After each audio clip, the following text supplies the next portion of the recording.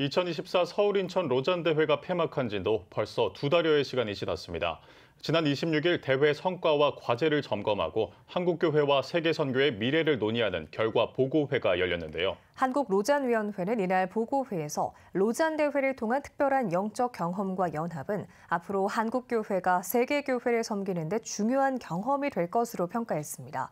또 논란이 제기됐던 서울 선언에 관한 해명의 시간도 이어졌습니다. 이현지 기자입니다. 지난 26일 제4차 서울 인천 로잔대회 결과보고회가 양재 온누리교회에서 열렸습니다. 이번 보고회에서 제4차 로잔대회 한국준비위원회 측은 대회 과정에 대한 소회를 밝히고 한국교회가 마주한 도전과 성과, 비전을 공유했습니다.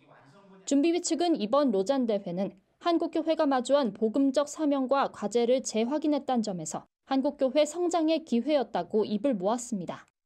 한국준비위원장 유기성 목사는 이번 대회는 행사 본질에 충실하면서도 한국교회 연합을 동시에 갖추기 위해 노력했다며 과정이 쉽진 않았지만 로잔 대회에서 체험한 연합이 앞으로 한국교회 연합의 중요한 자산이 될 것이라고 밝혔습니다.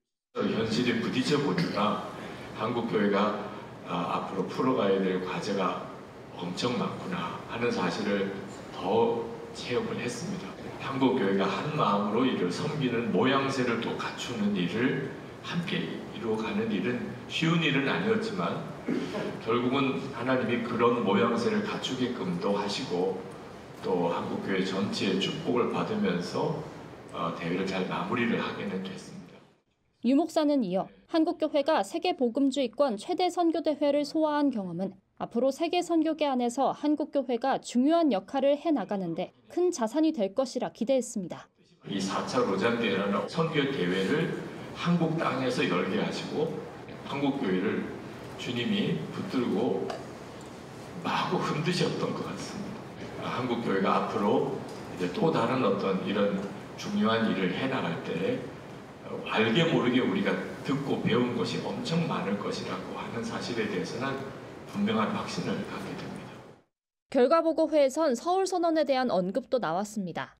일부 로잔대회 참석자들은 서울선언문 작성 과정의 투명성 부족, 내용이 동성애 이슈와 같은 특정 키워드에 치우쳤다는 점, 그리고 세계선교의 시급한 과제를 충분히 반영하지 못했다는 점을 지적하며 비판적 입장을 밝혀왔습니다. 이에 대해 4차 한국로잔대회 공동대회장 이재훈 목사는 서울선언문은 서구 기독교계의 동성애 문제의 심각성을 일깨워준 동시에 아프리카 등 비서구권 교회의 성경적 가치의 중요성을 강조한 점에서 의미가 있다고 선언문 의의를 강조했습니다. 아프리카의 신학위원장이 물어봤더니 너무 성경을 이해하는 수준이 너무 낮아서 참 지도자들이 큰일이라는 거예요.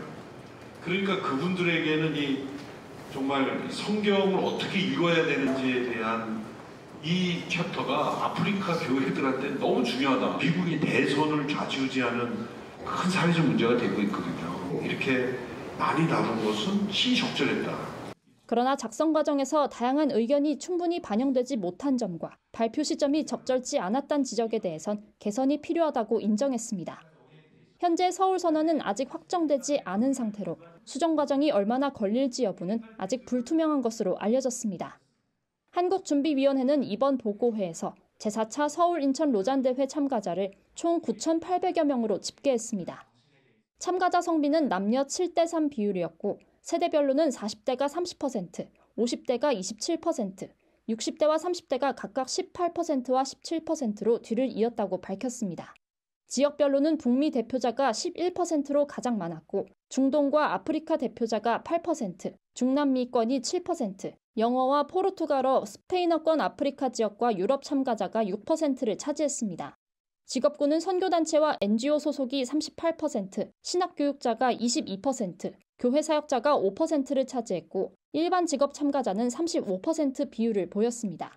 대회 연사자로는 남성이 38명, 여성이 20명이 나섰다고 덧붙였습니다. CTS 뉴스 이현지입니다.